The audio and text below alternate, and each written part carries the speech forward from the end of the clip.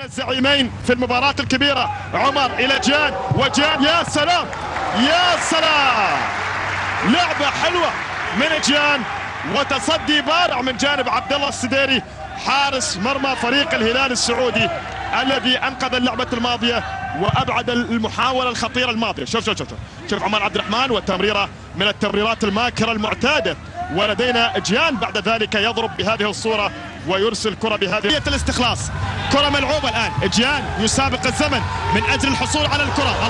الله هيا يا جان، هيا يا جان، كرة عيناوية وحارس المرمى عبد الله السديري من المنتظرين.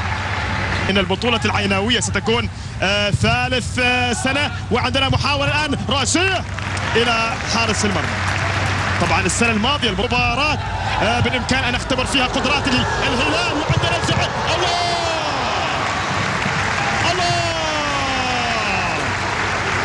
بالقدم اليسرى باستوس، يبدو بأنه سيكون راجمة الصواريخ العيناوية بالقدم اليسرى. هبة واحدة بشماله، لكن ممتاز عبد الله السديري في الإبعاد وفي الإنقاذ.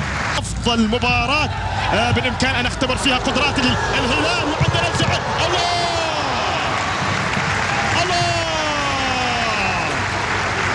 بالقدم اليسرى باستوس، يبدو بأنه سيكون راجمة الصواريخ العيناوية بالقدم اليسرى. هبة واحدة بشماله، لكن ممتاز عبد الله السديري في الإبعاد وفي الإنقاذ.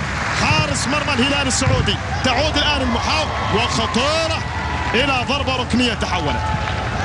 الخطأ من المدافع في عملية الإبعاد، وكاد أن يتسبب بهدف في مرمى فريقه. شوف القدم اليسرى، ولاحظ الصاروخ الذي أطلق بهذه الصورة وتحول إلى ضربة ركنية. العيناوي يهدد، والعيناوي يحاول الآن، وحارس المرمى من المنتظر عبد الله السديري. الهلالي بدأ الآن مدربا لكرة القدم، ولدينا ضربة ركنية لرادوي. رادوي يرسلها حلوة، يا سلام يا سلام على السديري حارس مرمى الهلال، وعلى جيان بضربة رأسية لا تصد.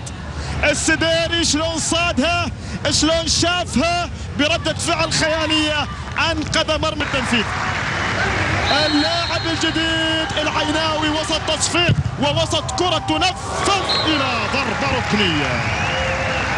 ضربة ركنية هو باستوس.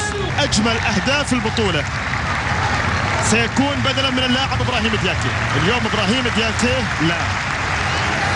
ليس إبراهيم دياكي الذي شاهدناه في مباراة كاملة، ولا عمر رادوي، ولا عمر الفنان عمر يبدو لي بالقدم اليسرى هذه، لكن رادوي حلوة، وكرة عيناوية إلى ضربة ركنية. كرة عيناوية إلى ضربة ركنية تحولت وأصبحت للزعيم العيناوي الآن. سيطرة ومحاولات من أجل العودة، يريدون العودة، يبحثون عن العودة، ولدينا ضربة من أنصاف الفرص يسجل. كرة ملعوبة ومحاولة، هلا سعود، هلا سعود. سالم، ما كانت كرة سليمة. سالم عبد الله كان بالإمكان أن تكون الأمور أفضل، وكان بالإمكان أن يعيد العين من الباب الكبير، لأن التعادل العيناوي كان يضمن للعين البطولة، لكن سالم عبد الله يضعها في متناول حارس المرمى عبد الله السديري. الهلال